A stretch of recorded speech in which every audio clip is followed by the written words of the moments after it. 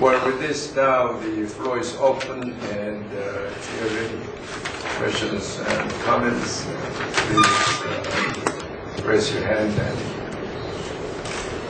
yes, microphone.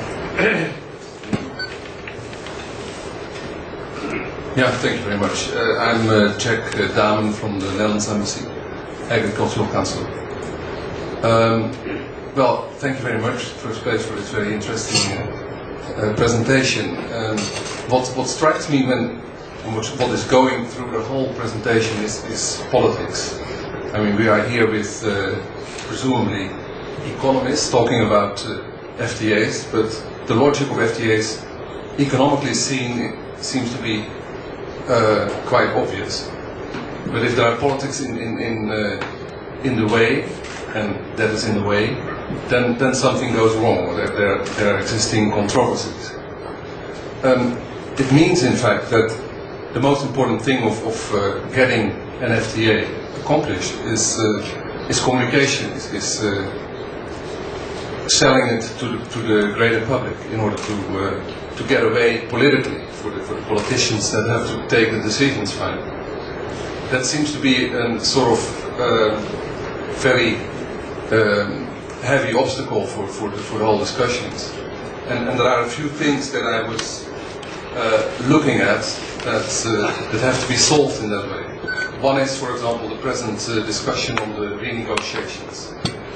For the public in Korea, it seems that is a step back for the Korean negotiators to go to the table again and renegotiate. You said there is no real renegotiation, but there are some minor differences that have to be ironed out. Well, the point is, there should be something for the Korean politicians to come back to the public again. What, in your view, for example, is what the Koreans can get out of these renegotiations, that they can come home safely for their political skin? Do you have a view on that? Thank you. Well, it's a very, very astute point that you made before your questions. If governments could do everything that economists told them to do, we'd be out of business, but we'd be able to enjoy a much higher standard of living, probably. There are many different reasons why one enters into a free trade agreement negotiation, or a WTO negotiation for that matter.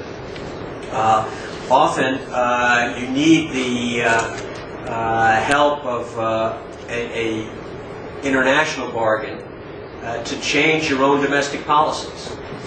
And I know from my own experience, the primary U.S. objective in the Tokyo round, when I was negotiating, was to tie my own hands.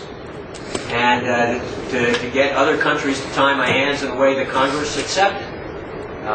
Because at that point, the U.S. didn't have have an injury test in U.S. countervailing duty law. So we could just countervail whenever we saw a subsidy. And without respect to injury or not. Similarly now, there are a number of regulatory reforms that governments find difficult to get through the domestic political process in the United States and Korea and many other countries. And often the added benefit of the trade deal or trade commitments will help smooth that domestic political process. But I think you raise a valid point about the process that is going on this week. In any negotiation, once the trade negotiators shake their hands, the lawyers get to work. And that's when you have to grab onto your wallets. What is supposed to be just a so-called legal scrub can inadvertently or on purpose lead to changes in substantive requirements of the agreement. So you have to be very careful in this legal editing to ensure that the agreement is internally consistent but does not go beyond what the negotiators had originally committed to. That process has been underway since early April. What is being added to that process is additional clarifications in the areas of labor and environment and a few other points. And if you actually saw the respective changes, they're to the legal text that was agreed to by U.S. and Korean officials at the beginning of April. Still, your point is correct. There is a public perception of what do the Koreans get out of it. Why go back and actually have to have this consultation, even if it is merely augmenting obligations in areas which are fully consistent with Korean practices. I think, as I suggested in my talk, there may be one of the areas where the Korean position actually benefits.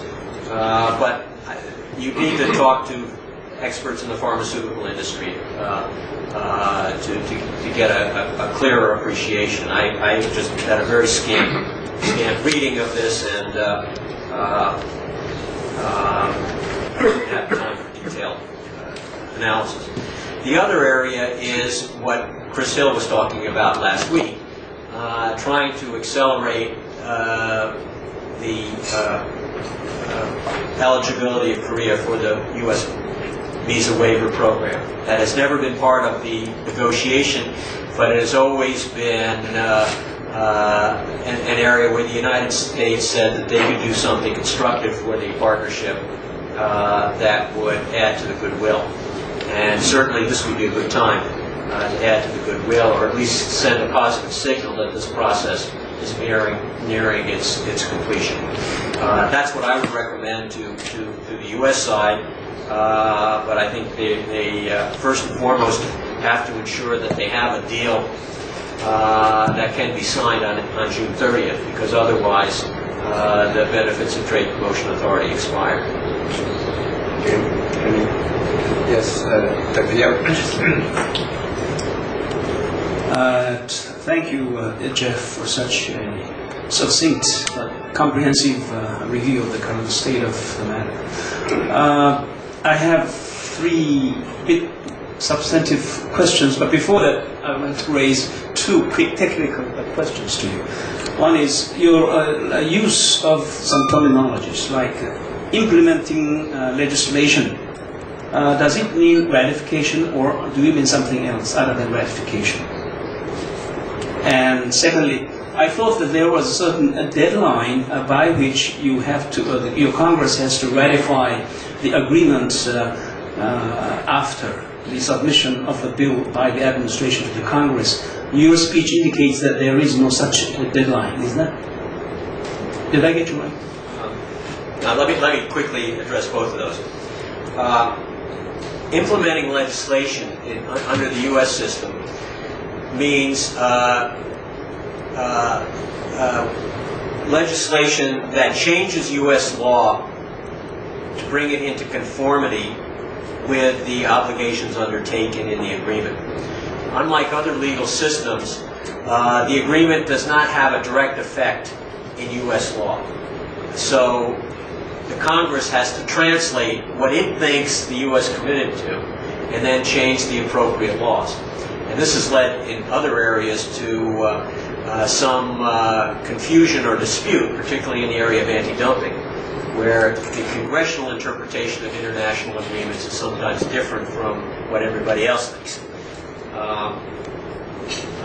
But in the context of that implementing legislation, the Congress also ratifies, approves the agreement, and then implements it in U.S. law. In terms of the deadline under Trade Promotion Authority, once an agreement qualifies for fast-track procedures under Trade Promotion Authority, that implementing legislation can be submitted at any time.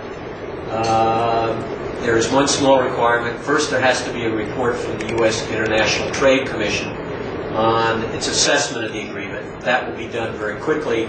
It should be finished by the end of the summer. Once that report is submitted to the Congress, the administration can submit implementing legislation at any time.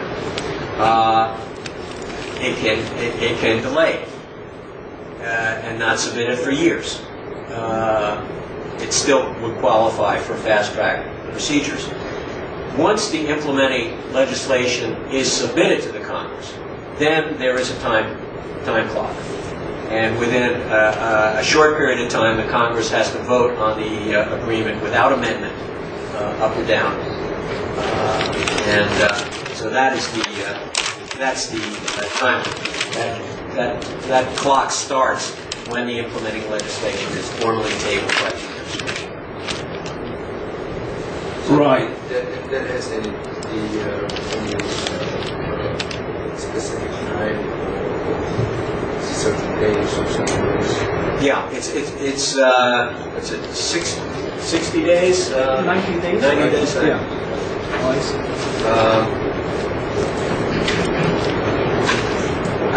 It's 90 days. 90 days. Okay, yeah. But the 90 days not since the submission of the bill, but since the submission of the implementing bill, right? And there is only one vote on implementing bills, and then that would constitute ratification? Yes. Okay, thank you very much. Now I come to my bit more substantive questions. The biggest disappointment to me as an economist about the contents of the agreement was the portion on services. And but I was a bit surprised when you mentioned that while Korean government's aim in pushing negotiations in this area was to push regulatory reform in Korea, that there in fact have been achieved many concessions by Korea. Now, my disappointment doesn't refer to the fact that there was no progress on the movement of natural persons. Let's take that issue aside. Apart from that issue, then where are the areas where some of the areas, say, the three most important concessions that you can cite in support of the services agreement? Financial, there are a few very minor ones, I thought. And then, what else? Numerous concessions by Korea on services. Insurance. Insurance, okay, yeah. Express delivery. Yes. Okay. So essentially, infrastructure services. Provisions on financial services, particularly insurance, distribution services, telecommunications. Right. Thank you. Less so in others. Now, also, Korean government and many trade economists, including myself and including Dr. Yang An, who is sitting next to me, were saying that a major benefit of the FTA of the Korean economy will come through its impact on foreign direct investment in Korea. Do you see what are the key contributors among the agreements to this effect, positive effect on FDI? Maybe the ISD agreement, that constitutes a major item. How significant do you think is going to be this impact on the FDI in Korea, and through what channels? Well, that one, Dr. Anis gave a very detailed paper yesterday discussing this in much more detail, so I encourage you to read his paper, and I'm sure he will give you a copy. But I have never thought that the investor-state dispute provisions are a major factor in investment decisions. You don't plan your investments on the ability to file disputes. You look at the positive benefits, on the benefits that you can accrue from your investment. And there, the provisions in the FTA on transparency, some provisions on in the investment chapter on governance, removed some restrictions that made it more difficult for foreign firms to do business, and provided perhaps better guarantees or a better safety net of a consistent policy regime than you get from the dispute settlement provisions. So I'm a big proponent of transparency, and that I think will be an important one of the important features of this agreement. Thank you. Finally, before that, just one footnote to your reference to Dr. An.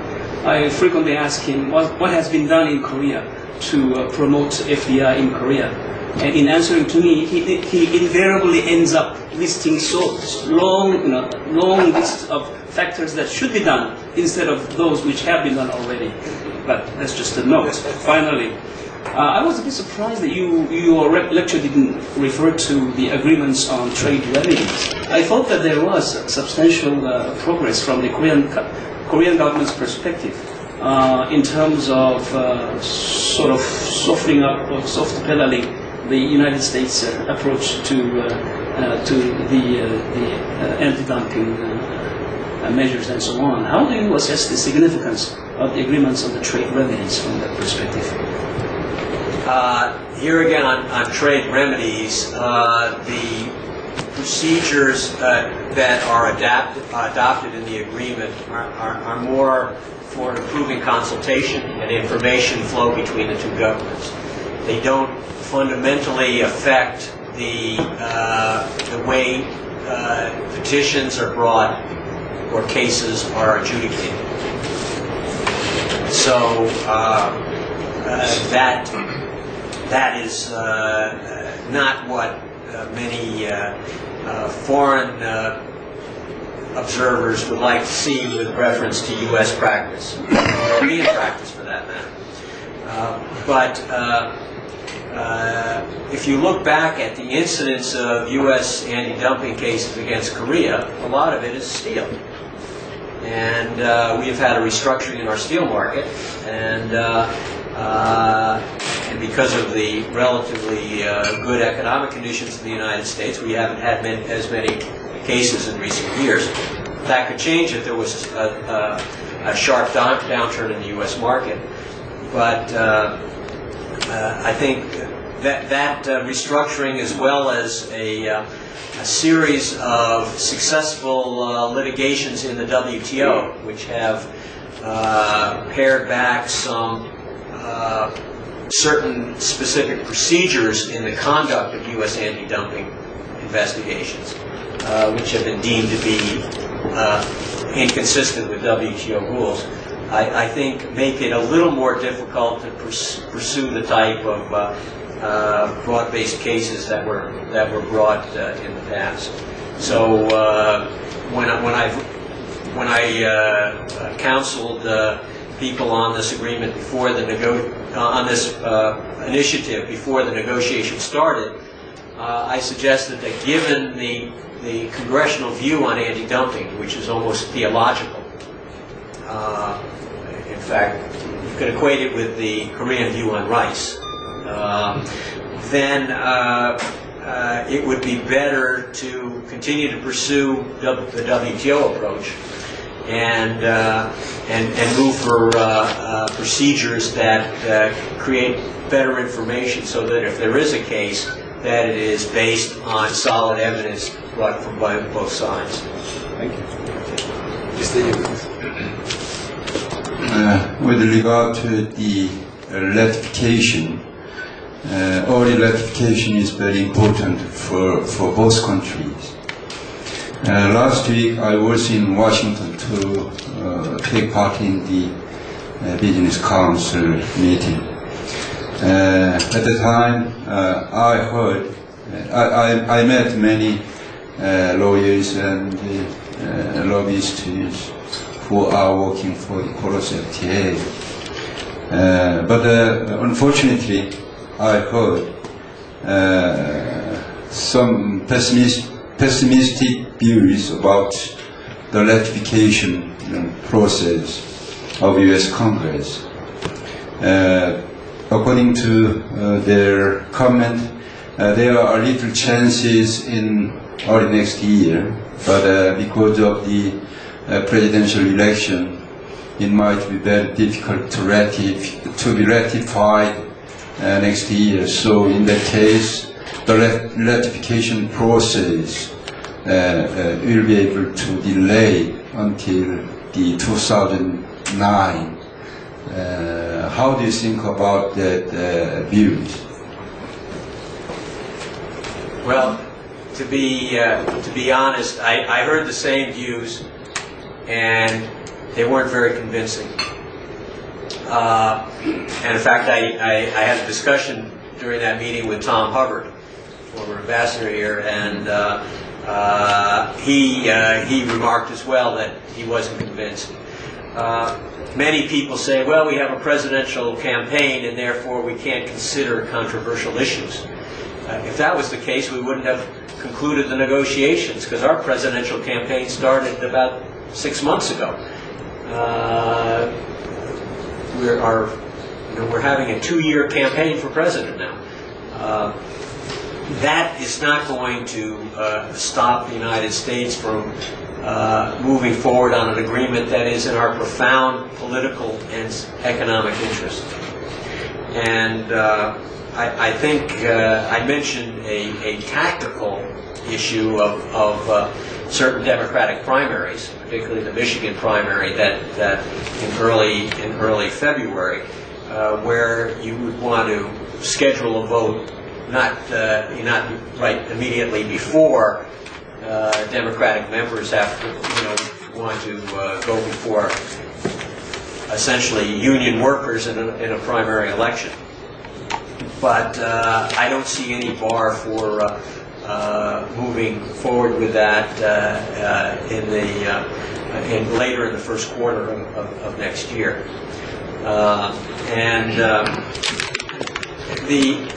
I should caution, the debate sounds very one-sided at this point in time, because you are not hearing the proponents loud and clear, because that lobbying will start taking place when they have a concrete piece of paper that they need to see acted on by the Congress.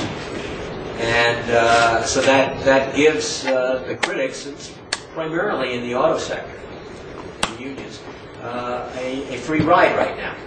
And that hopefully will begin to be reversed once the agreement is signed. And opponents come forward and say, we have a lot to gain from this agreement, besides which the critics on autos have their facts wrong.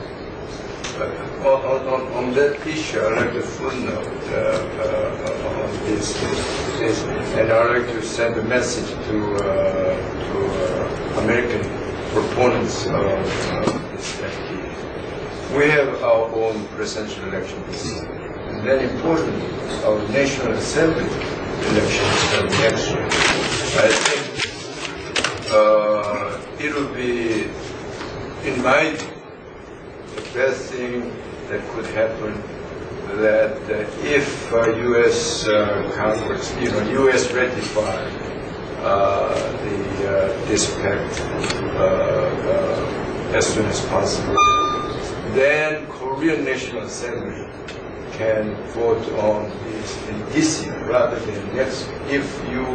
If we go to next year, which is closer to our National Assembly, then I think there will be many the congressional members may not participate in this session.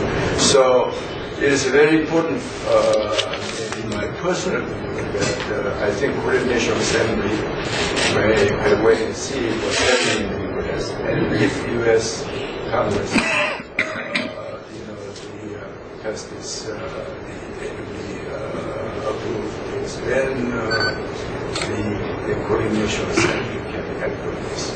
I think it is very critical for Korea to Korean National Assembly will have this rather than next, because it will be very different.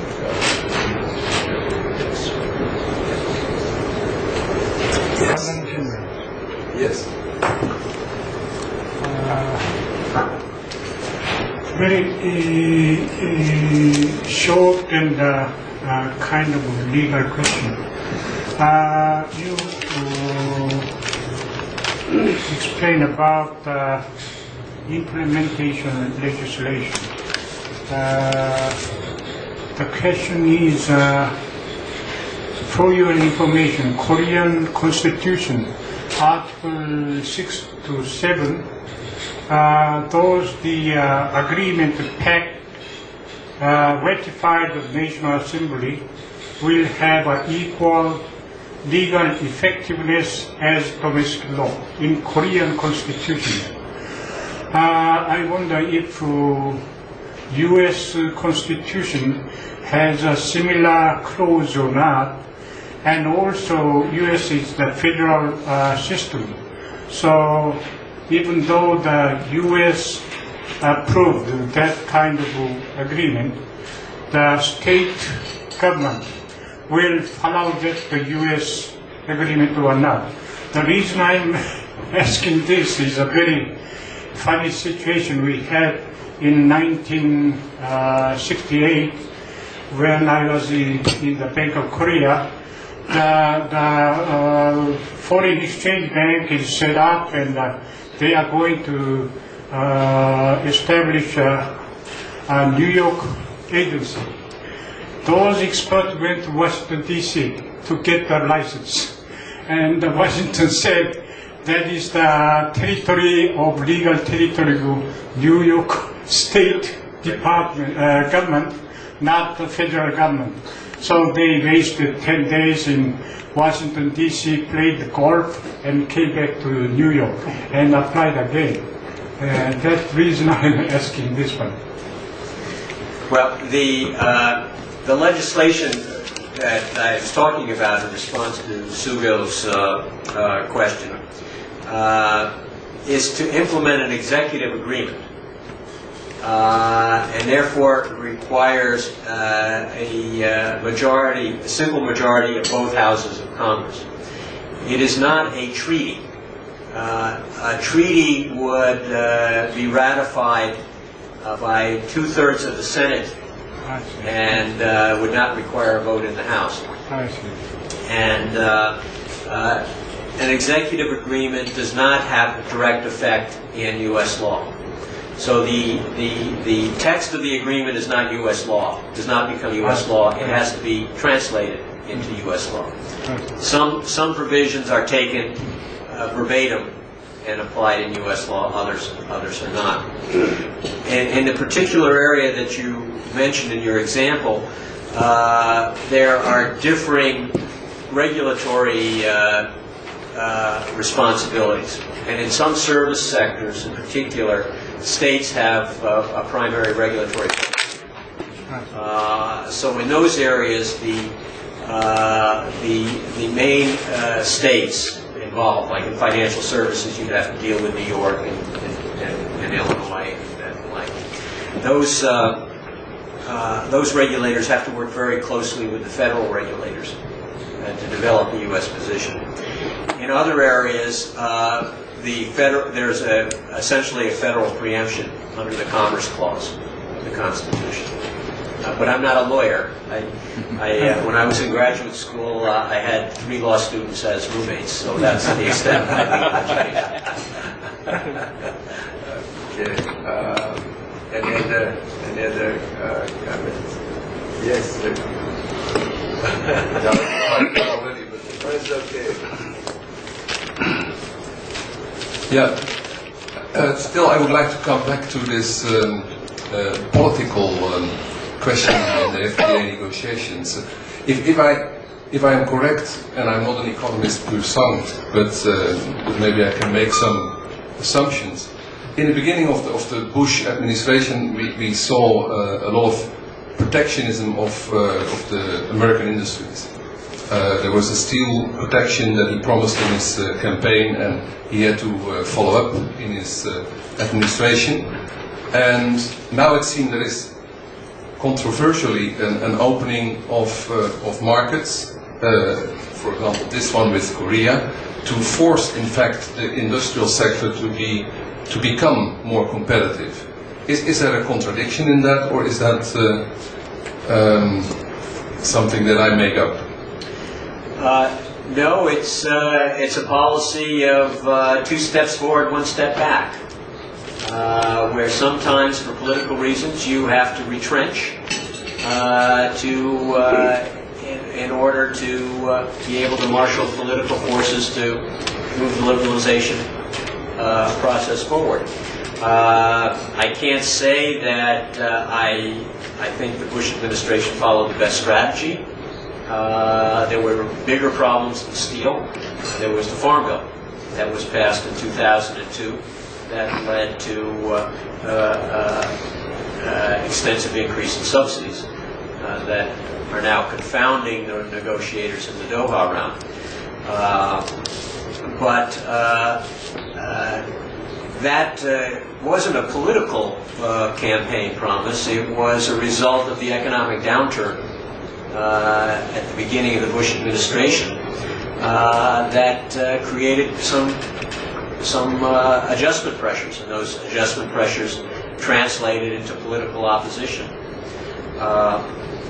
Now, interestingly, in both those examples, on steel, the safeguard actions were removed ahead of time in the interest of facilitating progress on trade negotiations, and because somebody bright in Washington came to the realization that we were taxing some of our competitive firms by increasing the price of steel that they used as inputs for their products. On agriculture, 6 weeks after the Farm Bill was signed, Bob Zoellick went to Geneva and tabled a very significant proposal to drastically reduce U.S. farm subsidies and tariffs. Perhaps it was overly ambitious for that point in the negotiation. But if we could have started from that point, we would have had a successful Doha round a long time ago. Okay, pretty soon we have to release Jeff to catch his flight to Germany. Before that, Dr. Han wants to make some comments or questions. Then Dr. Yang, and then please. Yes, sure. Yeah. Okay.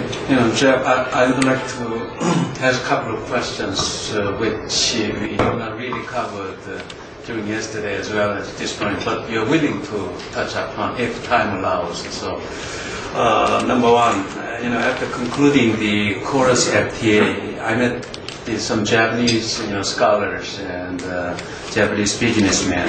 They responded after seeing KORUS FTA. Japan should take also initiative to conclude to begin the free trade talks with the U.S. Now my question is that when do you think a Japan-U.S. FTA might begin, and how long it would take even after the expiry of the Bush's fast-track authority?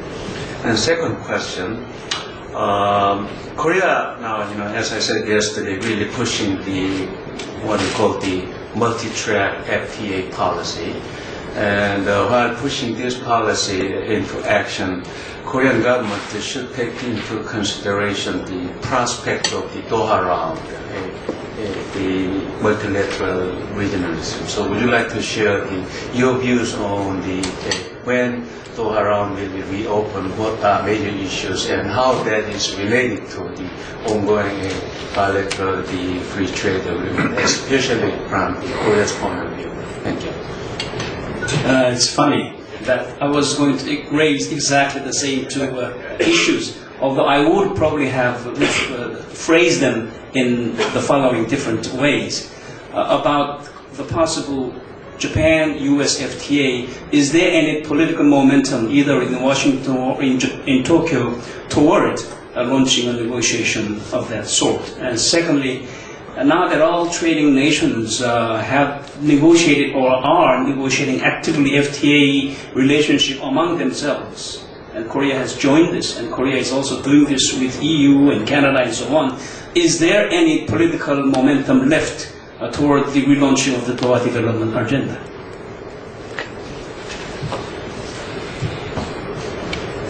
Either way you put it, those are two good questions. Let me take Japan first. I was in Tokyo in late March as things were finishing up in the negotiations here, and had talks with some very senior Japanese officials. And when there were indications that rice would be excluded, their eyes opened up and they said, now we have an opening to move forward with proposals that we've been wanting to pursue for a long time, but we couldn't get past our Ministry of Agriculture. Perhaps they were a little over-optimistic, because when the agreement was reached here in Seoul, officials from the United States and Japan were preparing for a summit meeting between President Bush and Prime Minister Abe later in April. And that meeting, preparations for that meeting, included extensive discussions of the desire to start work on a FTA. Start work means, in a traditional Asian sense, begin a study. But when the meeting actually took place, and you looked at the declaration that followed, it didn't go that far. And in the ensuing weeks, there was a concern in Tokyo about the impact on the upper house elections this summer. And there was a backlash from the Agriculture Ministry that said, even if you exclude rice, we have other problems.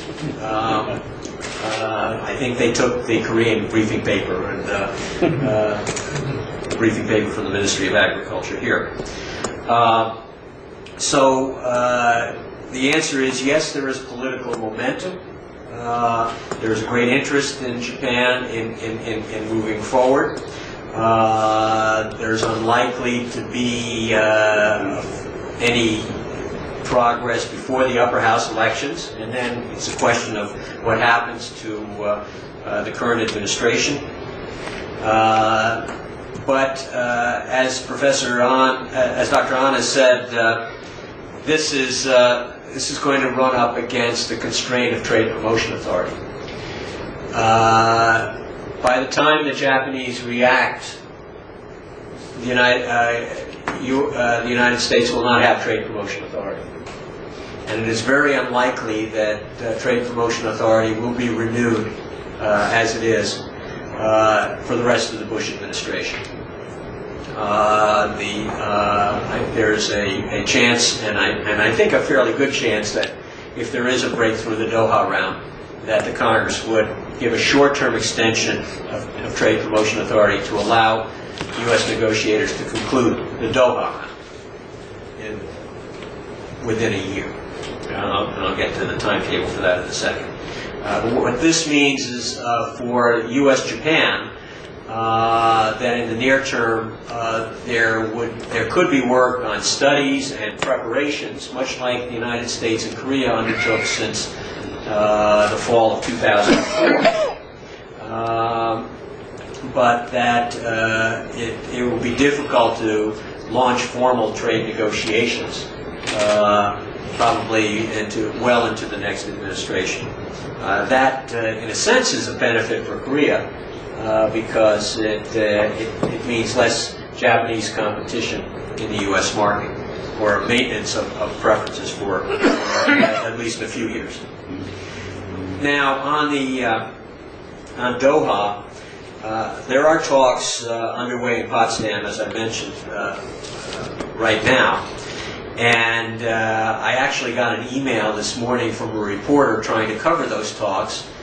And it was a long, rambling email because he was so bored that nothing was nothing was being reported, nothing was being said. So that's either very good news that they're so hard at work that they don't have time to talk to reporters, or very bad news that they have nothing to say. And from comments that I have gotten from top U.S. officials in the past week or so, while still hopeful for a breakthrough, they were concerned that some countries, including India, have not been very constructive. And indeed, my assessment is that India strategy is to be a free rider on these negotiations, and they could very well succeed. Now, what are the prospects for the Doha round? If there is a breakthrough among the G4 countries before the end of this, before the summer break at the end of July, then Ambassador Schwab would have a rationale for going back to Congress and saying, give me an extension for a short period of time. Any breakthrough among a small group of countries still means, in an optimistic estimate, another 9 or 10 months of negotiations, both to parse out what a breakthrough in agriculture means for negotiations on manufacturers and services, and also to bring more countries, more of the major trading countries, into the mix. And that is an iterative process that will take some time to develop. There is not enough time, in my view, to have a comprehensive package on services. And because of that, it will dilute the prospective outcome on manufacturers and agriculture as well. So, though Pascal Lamy severely criticizes me for saying this, I think they are focusing on a modest package, which under other circumstances would not be acceptable.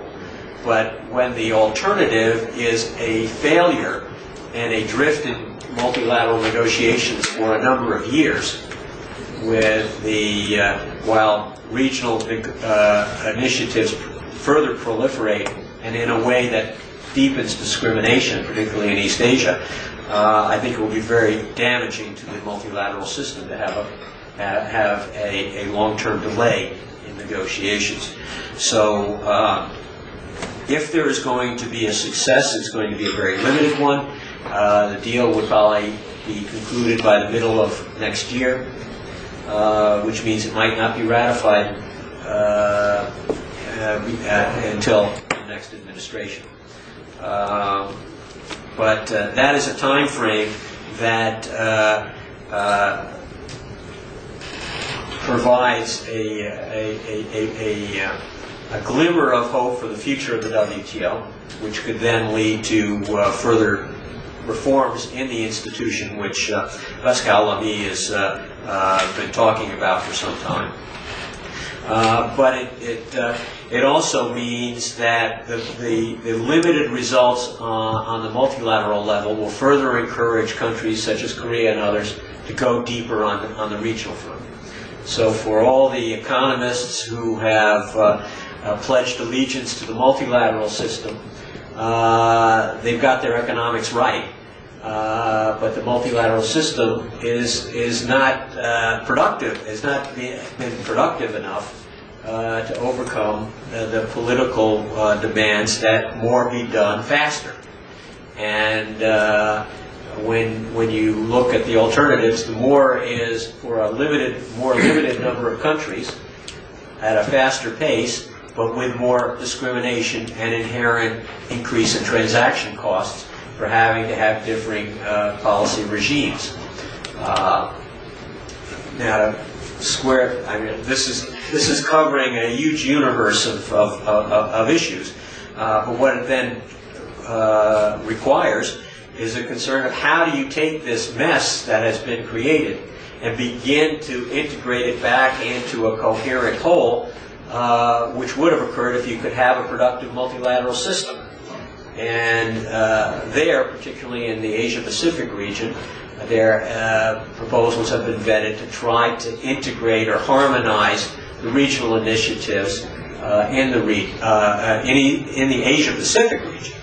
And they vary from the 10+3, the ASEAN plus Northeast Asia, to the much more broad-based free trade area of the Asia-Pacific, which my colleague Fred Bergston has been a great proponent of, which essentially is trying to invigorate over a period of time the initial Bogor vision for free trade and investment in the Asia-Pacific. It wouldn't occur immediately. It would provide an umbrella over the existing arrangements, but it would provide a way of trying to harmonize and reduce the distortions and complications that have arisen by this network of, sometimes conflicting network of bilateral agreements. Is U.S. serious on that? FTAAP? The U.S. is serious about the FTAAP. It's a long-term project. But interestingly, Fred convinced the U.S. Cabinet. They had a very intensive discussion of this about a year ago, before the APEC meetings, and President Bush made very positive comments about studying the FTAAP as one possible solution for moving forward for building stronger trade relations in the Asia-Pacific region. So it is an idea that also is less controversial in the Congress than free trade with Japan. I think it is an area where we could restore some momentum. But Fred insists that I do a much more detailed study so I can demonstrate the value and the drawbacks of this approach, and we're in the process of doing that. Okay, we can go on for more for all day, but we have to end here. Before we end, I just want to say this, and that is that assuming this KORUS FTA is ratified, I think what we as Korean business, Korean firms, Korean government should be doing is that the benefits of the KORUS FTA won't be automatically realized. I think it all depends on what we do, what kind of strategies Korean firms, what kind of policies Korean government implement. Of course, the opportunities are open through this FTA. But for example, FDI, I don't think the FTA will automatically flow in, and unless we establish business-friendly environment by solving some of the most severe obstacles of current FDI influence and labor relations and the unnecessary government regulations. And so unless we do those things, I don't think we can fully take advantage of this KORUS. So that is the important thing. Another thing is that at the beginning I just briefly said, and that is that I don't think the Korean consumers really vocal enough. Always, this majority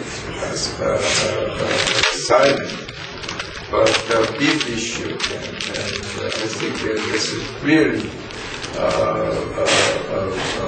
reason for consumers make their voices heard, but it's not really happening.